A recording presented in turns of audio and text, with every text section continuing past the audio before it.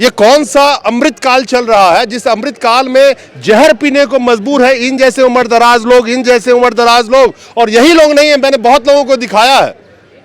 OPS और NPS वाले नेताओं का एनपीएस क्यों नहीं कर दिया जाता, मंत्रियों का क्यों नहीं कर दिया जाता। 6 बार सांसद रहे, 2 बार विधायक रहे तो 8 पेंशन लेंगे और पूरी पेंशन लेंगे।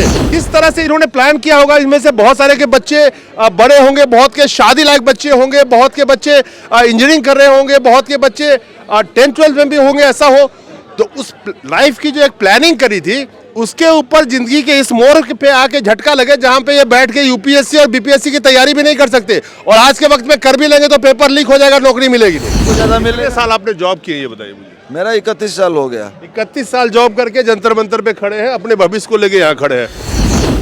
How many years you have served? I have put about 40 years in Reserve Bank and I think you have put entire your working life with the NABARD. मैं इनको दिखाइए कैमरा पे। इन्होंने कहा that's my moral duty। आखिर कितने लोग इस देश में मॉरल ड्यूटी समझते हैं? ये एक सवाल मैं आप पे रखता हूँ, कितने लोग इस देश से मॉरल ड्यूटी समझते हैं? ये रिटायर्ड हो चुके हैं। एक सवाल किया था कि क्या कोई भेदभाव है किसी भी ऑफिसर के बीच में या आपके बीच में कोई जो है अंतर है। मैं आपको ये बताना चाहता हूँ कि इसमें जब ये 2017 से 2022 का जो सेटलमेंट हुआ है इसमें 100 से अधिक अधिकारी ऐसे थे जो कि भारतीय रिजर्व बैंक से आए थे, लेकिन हमारे अंदर कोई भी भेदभाव नहीं है। जिसको कुछ नहीं मिल रहा है वो आगे चिल्लाता है और आप ही के डिपार्टमेंट में जिसको मिल रहा है वो कहता जाओ, वो आपके साथ खड़े नहीं होंगे। अच्छा, आप समझ रहे ना? आपके साथ आपके डिपार्टमेंट में ही 2 धारा हो जाएगी नाबार्ड में। वो कहेंगे ये तो हमारे खिलाफ जा रहे हैं, हमारा भी बंद ना हो जाए। दोस्तों नमस्कार। भारत की आत्मा गांव में बसती है और अगर भारत की आत्मा गांव में बसती है तो उस गांव की आत्मा को आगे बढ़ाने और उसको जीवित रखने के लिए ही नाबार्ड की स्थापना हुई थी। जुलाई 1982 नाबार्ड नामक एक संस्था बनाई गई थी जो सीधा सेंट्रल गवर्नमेंट के अंदर में आती है, जिसका काम था जो गांव में एग्रीकल्चर हो, वहां के स्मॉल इंडस्ट्री हो, लघु उद्योग हो, सबके विकास में उसके सहयोग देना, काम करना। लेकिन वही नाबार्ड आज उनके जो एम्प्लॉयज हैं यहाँ जंतर मंतर पे खड़े हैं और इनकी बहुत सारे मांगे हैं। लेकिन मैं जानना चाहता हूँ सर, क्या नाम है आपका? मेरा नाम पुष्पहास पांडे है। Pandey ji, why you people are standing here at the Jantar Mantar? देखिए, हम यहाँ पे जंतर मंतर पे अपना रोष व्यक्त करने आए हैं कि नाबार्ड की जब स्थापना हुई थी और नाबार्ड में जो वेतन संशोधन किए जाते थे उसके लिए एक परिपाटी है। क्योंकि नाबार्ड की स्थापना जब हुई थी तो कुछ अधिकारी हमारे यहाँ भारतीय रिजर्व बैंक से आए थे और भारतीय रिजर्व बैंक के कुछ कार्यों को नाबार्ड को हस्तांतरित किया गया था और नाबार्ड तब से भली भांति उन कामों को आगे बढ़ा रहा है और उस कार्य को संपादित भी कर रहा है। और 7 संशोधन जो है नाबार्ड में भारत सरकार द्वारा भारतीय रिजर्व बैंक के समकक्ष जो है वो अनुमोदित भी किए गए। 8वें संशोधन में कुछ ऐसी विसंगतियां पैदा हो गई हैं कि एक ही स्तर के अधिकारी जो है वो 2 फांक में बांट दिए गए हैं। एक फांक वो है जो भारतीय रिजर्व बैंक से आए थे, उनको जो है उनका वेतन जो है वो भारतीय रिजर्व बैंक के समकक्ष दे दिया गया है और दूसरी फांक वो है जो नाबार्ड में सीधी भर्ती हुई थी, उनका जो वेतन है वो भारतीय रिजर्व बैंक के वेतनमानों से काट करके दे दिया गया है। और इसका असर केवल वेतन या भत्तों पे वर्तमान में हमारे सैलरी पे ही सीमित नहीं है, लेकिन भविष्य में जो हम लोगों को हमारे नौकरी के बाद जो हमारे पेंशन मिलने वाली है, हमारी सेवानिवृत्ति के बाद में हमारी पेंशन में भी कमी हो जाएगी। इन सब मांगों को नहीं, आप पेंशन में कमी की बात कर रहे हैं। इसमें से कट ऑफ डेट क्या था जो एनपीएस में है, जो ओपीएस में है? नहीं, ये एनपीएस और ओपीएस से संबंधित नहीं है। तो पेंशन में नहीं, पेंशन में इसलिए कटौती हो जाएगी कि देखिए बहुत सारी चीज़ों को मिला करके पेंशन की गणना की जाती है। बहुत सारे भत्ते भी जो है पेंशन की गणना में सम्मिलित होते हैं। यदि उन भत्तों में एक वर्ग में कटौती न की जाए, दूसरे वर्ग में कटौती कर दी जाए तो दूसरे वर्ग को तो पेंशन में हानि होनी ही होनी है। अच्छा, मैं समझ गया कि जो आरबीआई के से जो एम्प्लॉय आए थे जिसकी आप बात कर रहे हैं उनकी अलग से जो भत्ता वगैरह है उसको जोड़ देंगे और आप जो सीधा नाबार्ड के थ्रू आए थे उन्हें बहुत फर्क बैठेगा। यही कह रहे ना जी। तो नाबार्ड अपने आप में नाम ही ये दर्शाता है, national bank for agriculture and rural development. नाम ही कहता है कि किस तरह से गांव के विकास को आगे बढ़ाने के लिए नाबार्ड की स्थापना हुई थी 1982 जुलाई 1982 में। आखिर मेरा जो समझ में आ रहा आपकी बातों से, समान काम समान वेतन, आई एम राइट? इस मुद्दे पे तो बहुत सारे लोग चिल्ला रहे हैं, जो देश के गुरु लोग हैं, प्रोफेसर हैं, वो भी इस बात को लेकर के यहाँ आते हैं। तो जब वही काम वो कर रहे हैं और वही काम आप कर रहे हैं, तो इसमें फिर भेदभाव क्यों किया जा रहा? Why did the government do this? We do not know. But when NABARD was established, it was established to decentralize the functions of Reserve Bank of India. Like the thought process at that time was, some functions should not be with the regulator; they should be decentralized, and another organization was formed. Now, some of the employees and officers from Reserve Bank of India, because of their experience in handling these kinds of work, they were transferred to NABARD. And NABARD also, after its formation, recruited its own cadre of officers and employees. And for last 40 years, it had become a convention that both the categories of officers were working together, getting the same pay and allowances. Suddenly, after 40 years, Government of India decided that those who had come from RBI will get the salary of Reserve Bank of India, and those who had joined NABARD directly will get less pay than them. The decision has been taken recently. Recently, on 14 September 2022, this order came. This order was issued by DFS, Ministry of Finance. No, मैं दर्शकों को थोड़ा हिंदी में समझा दूं। उन्होंने बड़ी अच्छी एक बात की जो मुझे पता नहीं था, कि सितंबर 2022 में ये फैसला लिया गया है कि जो आरबीआई के थ्रू रिक्रूटमेंट होके आए थे, उनको तो आरबीआई वाली सैलरी मिलेगी, और जो नाबार्ड के थ्रू आए हैं उनके सैलरी में बहुत ज़्यादा फर्क बैठ रहा है दोनों में। I am right? तो ये भेदभाव आखिर अभी इस वक्त में आकर के इन्होंने कहा कि आफ्टर 40 इयर्स, 40 साल बाद आकर के, और ये डिसीजन आखिर इसका बेस क्या है डिसीजन लेने का? Is there any clarification on this? देखिए, नाबार्ड जो ऑर्गेनाइजेशन है, वो जो भी डिपार्टमेंट्स तब आरबीआई का आ गया था, 3 डिपार्टमेंट आरबीआई से अलग होके ये नाबार्ड फॉर्म हुआ था. After that when this NABARD Act was passed, simultaneously 2 other acts were amended, BR Act, the Banking Regulation Act, and Reserve Bank of India Act, to empower NABARD to carry out supervision of RRBs and cooperative banks. So in that sense, NABARD is a supervisor.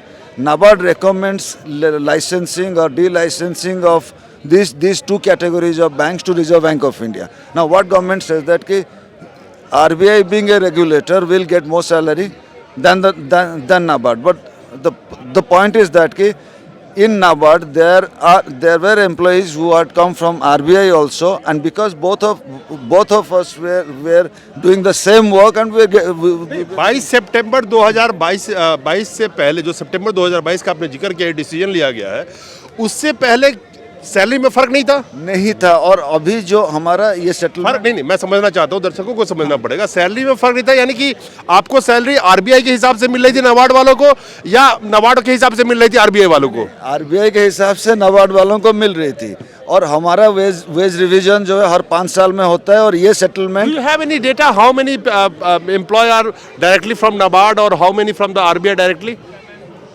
No, In NABARD, I'm asking you may not have. I'm not saying that, but the question is, नहीं, मेरा सवाल ये है साहब, मैं रोज यहाँ देखता हूँ, जिसको कुछ नहीं मिल रहा है वो आगे चिल्लाता है, और आप ही के डिपार्टमेंट में जिसको मिल रहा है वो कहता है जाओ, वो आपके साथ खड़े नहीं होंगे। अच्छा, आप समझ रहे ना? आपके डिपार्टमेंट में ही 2 धारा हो जाएगी नाबार्ड में, वो कहेंगे ये तो हमारे खिलाफ जा रहे हैं, हमारा भी बंद ना हो जाए। ये सिर्फ डिवीजन जो है हमारे बीच में नहीं हुआ है, जो हमारे रिटायर्ड किए हैं लोग, मैं कह रहा हूँ कि 2017 से 22 के बीच में जो लोग रिटायर भी किए थे सेम कैडर में, और उनको मान लीजिए कि सेम पेंशन मिल रहा था, अभी रिवीजन के बाद जो लोग आरबीआई से आए थे उनको ज़्यादा मिले। कितने साल आपने जॉब की है ये बताइए मुझे? मेरा 31 साल हो गया। 31 साल जॉब करके जंतर मंतर पे खड़े हैं, अपने भविष्य को लेके यहाँ खड़े हैं। How many years you have served? I have put about 40 years in Reserve Bank and I think NABARD. you have put entire your working life with the NABARD. No. Earlier I was in RBI. I am a RBI transferee. In fact, only he was talking about that RBI. That those who had come from RBI, now they have been kept at a higher pedestal compared to the NABARD recruiters. Correct. Okay. So I have come to their support only, my association, Retirees Association. We You are getting the salary as per the RBI norms. I'm a retiree. I'm not. You are the retired actor. Pension. You just I'm came here only to getting a pension only because it has been made applicable with effect from September. That means only from the latest wage revision that is effective from 2017. Before that only there was equality. There was no such differentiations. Only that I am. I appreciate your effort क्योंकि आप RBI के salary पाते हुए भी retire हुए और इनको support करें ये आज के वक्त बहुत कम देखने को मिलता है. Consider it as a moral duty. It's our moral duty. I'm a retired. That's good. मैं इनको दिखाइए कैमरा पे. इन्होंने कहा that's my moral duty. आखिर कितने लोग इस देश में moral duty समझते हैं? ये एक सवाल मैं आप पे रखता हूँ, कितने लोग इस देश से मॉरल ड्यूटी समझते हैं? ये रिटायर हो चुके हैं और रिटायर होने के बाद भी ये सपोर्ट करने आए हैं. क्या सर क्या कह रहे थे सर, कुछ कह रहे थे पहले? मैं ये कह रहा था कि आपने एक सवाल किया था कि क्या कोई भेदभाव है किसी भी ऑफिसर के बीच में या आपके बीच में कोई जो है अंतर है. मैं आपको ये बताना चाहता हूँ कि इसमें जब ये 2017 से 2022 का जो सेटलमेंट हुआ है इसमें 100 से अधिक अधिकारी ऐसे थे जो कि भारतीय रिजर्व बैंक से आए थे, लेकिन हमारे अंदर कोई भी भेदभाव नहीं है. जब हम पूरा का पूरा अपना कैरियर एक ही सैलरी पाते आए हैं तो कैरियर के अंत में आकर के जो है अगर सैलरी में भेदभाव हो जाएगा तो इससे हमारे जो संबंध है उसमें कोई अंतर नहीं आएगा. हमारे अंदर कोई भी भेदभाव नहीं है. हम लोग कोई भी दो वर्गों में बटे हुए नहीं है. ये केवल बाहरी लोगों ने भारत सरकार के आदेश ने इस तरीके का जो है वो वर्गीकरण किया. अदरवाइज हमारे अंदर कोई भी वर्गीकरण नहीं. बड़ी सिंपल सी कोई इसमें रॉकेट साइंस नहीं है. कोई बंदा 30 साल से जॉब कर रहा था, कोई 40 साल से जॉब कर रहा था, मैं एवरेज मान के चलूँ, और जब उसकी सैलरी मैं उदाहरण के तौर पे 50,000 रुपये अगर मान लूँ मिल रहा था इनको, तो इन्होंने अपने घर के EMI हो, गाड़ी खरीदना हो, बच्चे का स्कूलिंग हो, सब उसी हिसाब से उसी को बेस मान के सेलेक्ट किया होगा कि मेरा बच्चा DPS में पढ़ेगा या सरकारी स्कूल में पढ़ेगा. मैं 2 रूम का घर ले सकता हूँ या 1 रूम का घर लूँगा या 3 रूम का लेना चाहिए. मैं गाड़ी कौन सी रखूँ, या मारुति 800 रखूँगा या सियाज चलाऊँगा. तो जब वो फाइनेंशियल फैसले उन्होंने उस सैलरी को मान करके लिया था, और जब जिंदगी के 31 साल और 40 साल गुजारने के last leg of life, working life की बात कर रहा हूँ, वहाँ पे अगर इनकी सैलरी मान लीजिए 25,000 कर दिया जाए 30,000 कर दिया जाए, तो कैसे वो अपने फाइनेंशियल को पूरा करेगा? किस तरह से इन्होंने प्लान किया होगा? इनमें से बहुत सारे के बच्चे बड़े होंगे, बहुत के शादी लायक बच्चे होंगे, बहुत के बच्चे इंजीनियरिंग कर रहे होंगे, बहुत के बच्चे 10-12 में भी होंगे, ऐसा हो. तो उस लाइफ की जो एक प्लानिंग करी थी उसके ऊपर जिंदगी के इस मोड़ पे आके झटका लगे जहां पे ये बैठ के UPSC और BPSC की तैयारी भी नहीं कर सकते, और आज के वक्त में कर भी लेंगे तो पेपर लीक हो जाएगा, नौकरी मिलेगी नहीं. सवाल यह है कि ये कौन सा अमृत काल चल रहा है जिस अमृत काल में जहर पीने को मजबूर है इन जैसे उम्रदराज लोग, और यही लोग नहीं है, मैंने बहुत लोगों को दिखाया है. OPS और NPS वाले नेताओं का NPS क्यों नहीं कर दिया जाता, मंत्रियों का क्यों नहीं कर दिया जाता? 6 बार सांसद रहे, 2 बार विधायक रहे तो 8 पेंशन लेंगे, और पूरी पेंशन लेंगे. 5 दिन अगर MP बन जाए और 2 दिन विधायक बन जाए तब भी पूरी पेंशन मिलेगी. यहां जीवन के 40 साल वर्किंग लाइफ गुजारने के बाद नया पेंशन स्कीम में डाल दो इनको. नया पेंशन स्कीम बताया था ना क्या है. ओल्ड पेंशन स्कीम में अगर इनकी जब रिटायर हो रहे थे सैलरी अगर 50,000 रुपए थी तो इनको पेंशन कम से कम 25,000 मिलती, लेकिन इस 50,000 जिनकी सैलरी थी नया पेंशन स्कीम में उनको 4400 रुपये सैलरी मिल रही है.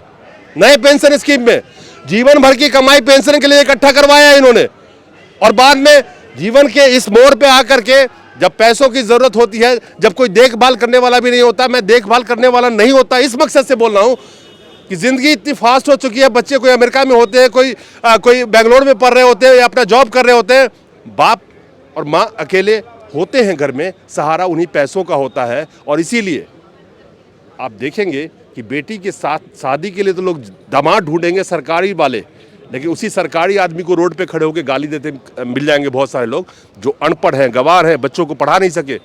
कहते ना अंगूर खट्टे हैं, वही हाल है. तो ये लोग आज दबाड़ के खड़े हैं.